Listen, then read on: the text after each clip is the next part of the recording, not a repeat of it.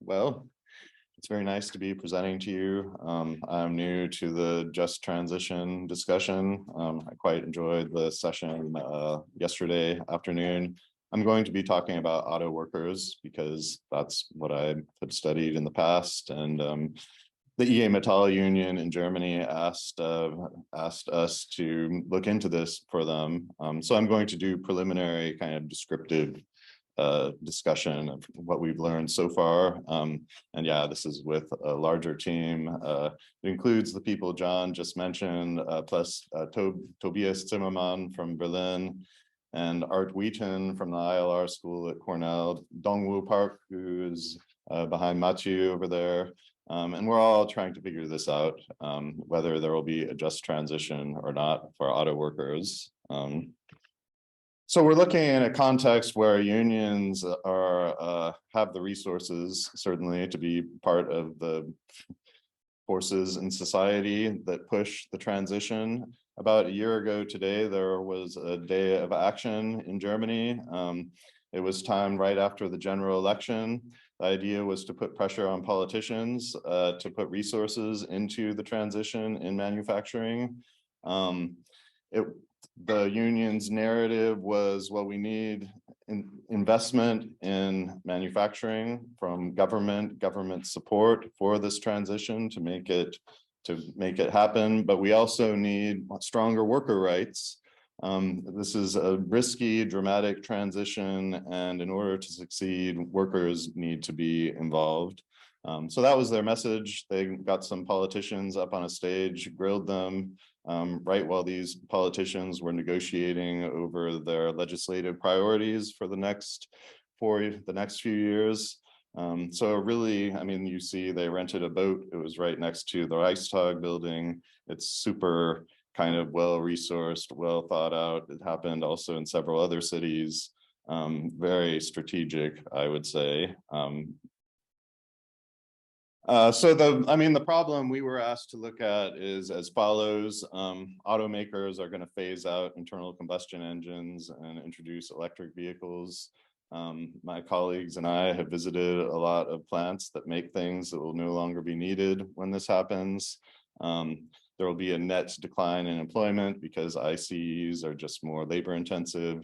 And this creates huge risks and costs potentially for auto workers, unemployment, worse jobs, downward social mobility. Germany is an interesting place to look, in part because the transition in the auto industry is happening more rapidly than I think anywhere else in the world right now. There's just more reason to believe that it will be just because of tools that workers have. And we'll be talking about that the rest of the presentation. In our study, we revisited a lot of plants that we already knew about, and we did interviews with works counselors, trade unionists, managers, engineers in Germany. And we're replicating this now in North America, and we're trying to deepen it in the US. So to refer to Tammy Lee's presentation in the first plenary, we really want to center auto workers and see what we learn about this transition from doing that. So I mean, the background of this is that there's this German model that is very successful for manufacturing cars, but it's been under strain due to, I mean, kind of headline figures of liberalization, dualization, greater inequality, both between labor and capital and within the workforce, but also internationalization, vertical disintegration, and kind of corporate mergers, all of which put pressure on workers, technological changes, digitalization, automation. So when IG Metall says there's this break, this is kind of, they're thinking about all of these ongoing trends as well that are being accelerated and intensified by the EV transition. And generally in Germany, you should know that union density is lower than 20% now, which means that it's lower than the place in the United States where I live, New York State. So there are real reasons to be concerned generally in Germany about this transition. But I guess there are two other things worth mentioning that kind of suggest that this might work. One is that there's a real opportunity for the union to build new coalitions and indeed to build up their certain kinds of power resources. And just transition is very much a part, the just transition discourse is very much a part of that.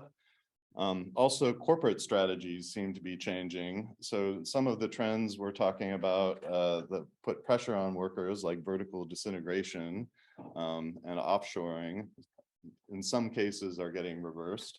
So we're watching these very closely. And as said, IG Metall really benefits from its strong power resources, especially in the cores of German industry. So EVs are coming. This is because of a range of government policies like zero emission vehicle sales mandates. Internal combustion engines will be, sales of internal combustion engine cars will be phased out in the EU by 2035. Fleet-wide emission standards that get ever stricter in the EU, which creates big fines for companies that don't produce enough EVs and do produce too many internal combustion cars, incentives for consumers to buy EVs, spending on infrastructure like charging stations. So the assemblers of cars are increasingly making EVs. There are these new players like Tesla that are very well known for this, but the existing players are also adapting.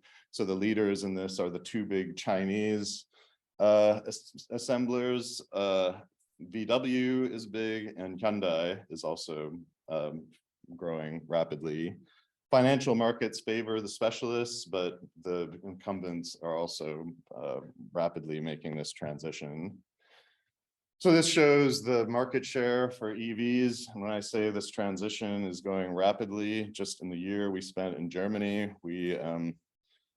so the market share for EVs in Germany is much higher than China, even though the volumes are much higher in China. The US, Korea, Canada are much lower in terms of EV sales. But yeah, Germany, the German market for EVs is expanding rapidly. This is because in the EU of these emissions standards that are getting ever stricter.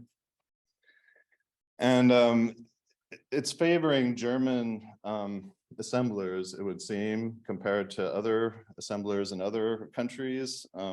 So the premium brands that really produce gas guzzlers are the ones who have the most incentive to switch to EVs. So they're moving the most quickly. These are mostly German companies. VW is also moving very quickly. It too has positioned itself as sort of a middle upper brand. And then the generalists are moving more slowly, like the members of the Stellantis company, Opel, Fiat, brands like that. The situation of the plants we look at is quite varied. So we see like new players like Tesla, new battery plants, greenfield sites where the question is, are these jobs, what are these new jobs going to be like? Then we see plants that are being converted, like engine plants, assembly plants, powertrain plants that are being converted to battery plants. The question there is, how are the workers making that transition? Is that a difficult transition? And then there are some where plants are closing. Most of them are small, making little components for engines. But also there's an assembly plant, Ford Saarlouis, that is the first really big plant in Germany to be shut down because it lost the contest to produce electric vehicles. So the effects on workers are varied, and we haven't quite figured out who benefits and who's really going to be hurt by this. But based on the first 38 interviews, we think that probably workers in larger firms are going to do better than those in smaller firms. Diversified firms with some EV technology are going to benefit. Workers in firms with really strong co-determination are going to do much better than those from multinationals with weaker co-determination. Big plants benefit, small plants are getting closed. There in Germany, there's a distinction between leading factories where there's a lot of technical competence and where manufacturing processes are developed. Those are going to benefit, and the so-called extended workbenches that just kind of make things that are designed elsewhere, those face severe risks. Those workplaces that are tightly integrated into the structure of the big corporation are going to do better than those that are outsourced joint ventures, subsidiaries, controlled by private equity. The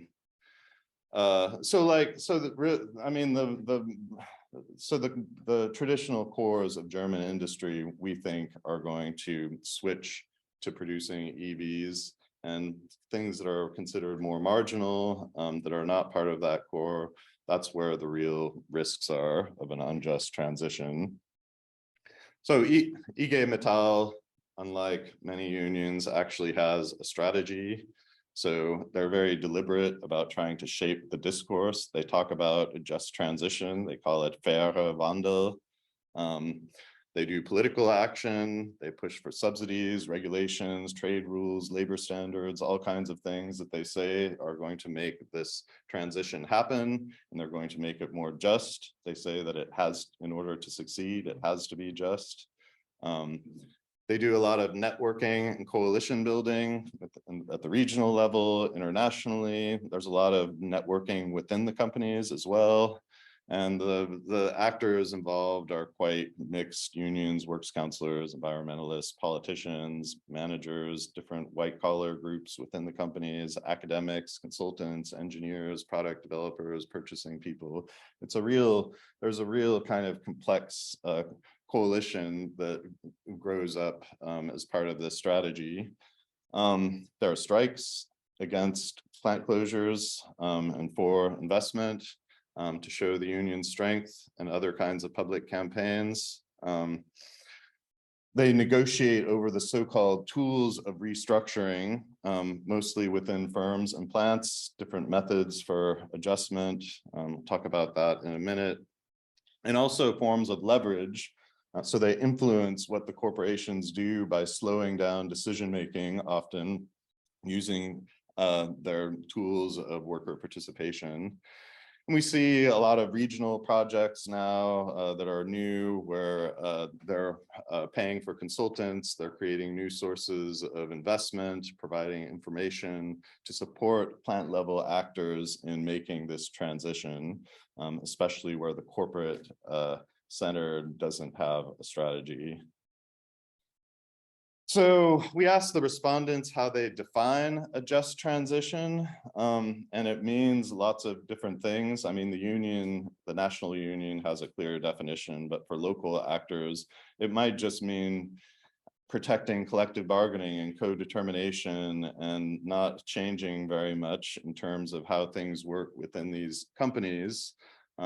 Certainly downward social mobility as a threat, something to be prevented, is an important part of a just transition for them, because these are auto workers who would have worse jobs if they left the workplaces where they are. There's a lot of talk about future opportunities for auto workers, but also improved labor rights, talk about freedom of association, talk about voice within the companies, but also across the supply chains. And they talk a lot about industry policies to promote this transition. A lot of interviewees had critiques of the just transition. I mean, there were some who just didn't know what it was and hadn't heard of it, and it didn't mean anything to them. But some of them said, well, here at the plant level, we have to do some things, and this abstract language of just transition, it doesn't really guide us in the concrete decisions that we have to make when we bargain to get investment. A lot of them said this rings hollow for many production workers. There was a works council election where right-wing extremists were campaigning on several issues, but one of them was that the union is in bed with management and destroying our jobs by pushing electric vehicles. So there's like a real consciousness among workers that this is potentially dangerous, and if you just call it a just transition, this does not really make them feel any better. I mean, another criticism is that it doesn't assume change in our way of life to protect the planet. We're still having individual vehicles. These vehicles have social economic costs outside of what IG Metall and other German unions can negotiate over. So the tools of restructuring, what are they? So there's some internal to the firm, and I don't know, there are classic ones, I guess, that you would see anywhere: working time reductions, short time working, part-time work especially for older workers, so-called Altersteilzeit. Also redeployment within the firm, so retraining people for other jobs, moving people to other locations. That's a little bit tricky often. One thing that is kind of new that but Mathieu Dupuis and I wrote a paper about it in a different context, is bringing work in-house, insourcing. So there's a lot of outsourced work that is being brought inside the company. There's a lot of, there's some kind of new innovative work that is really needed for electric vehicles, like electric engines and batteries, that the companies take in-house in order to kind of mitigate certain risks. There's also, in some cases, eliminating agency temps. So I was really surprised actually to see the reversal of some of these trends, especially in East Germany, that had gone really far. And because of the EV transition, were being reversed. And then there's also this demands to convert existing internal combustion engine work into other kinds of work normally related to EVs, but sometimes focused outside of the auto industry. So there are interesting kind of negotiations over internal restructuring, but also you have to think about the external labor market. So there's a lot of early retirement. Actually, this is kind of the first tool that they turn to, and this is quickly getting exhausted as these companies reduce their workforce. Then they turn to voluntary layoffs with severance pay. So that's a little bit more painful, but some workers want to do that. And then we get to kind of job search assistance, retraining, really hard redundancies, as they're sometimes called.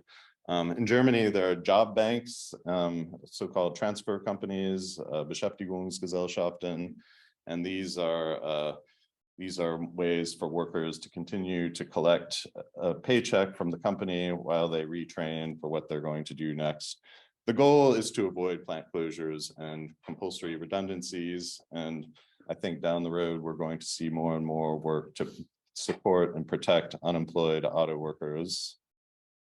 I mean, why is this going to, we think this is going to work better in Germany than the United States for many reasons, mostly because of the power resources of IG Metall, mostly institutional power, but also because they have these tools at their disposal, they have more rights to negotiate within the firm, but also much higher union density in manufacturing. Also much better resourced unions, and also a labor shortage, which gives them structural power. And also creates a strong incentive for companies to protect to avoid plant closures and avoid layoffs, because they don't want to risk that they will have to rehire people.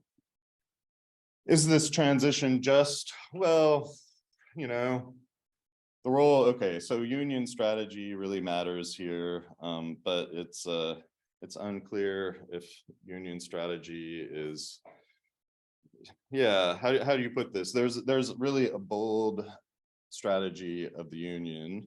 Do they just do this because they believe in the transition? Well, yes, but they also do it because they can, because they have the resources. So this is kind of the main argument that I think our project is headed towards. I mean, another thing that is going on is change in corporate strategies. So this trend to protect the core capacities of the companies through inshoring and onshoring and insourcing. In the short run, that really strengthens the union. But you know, that we do see plant closures, and we saw a big plant closure of an assembly plant by Ford. So there is a real kind of danger for auto workers, and there is a real challenge to make the jobs that exist good. We haven't got into Tesla outside of Berlin, but we know that it's a real challenge there, and it's a really different kind of workplace than a German auto plant. So hopefully we will figure that out. The next stage is to look at North America. And I mean, North America is interesting, I think, because these unions are not only weaker, but every trade unionist we've talked to so far actually rejects the just transition framing.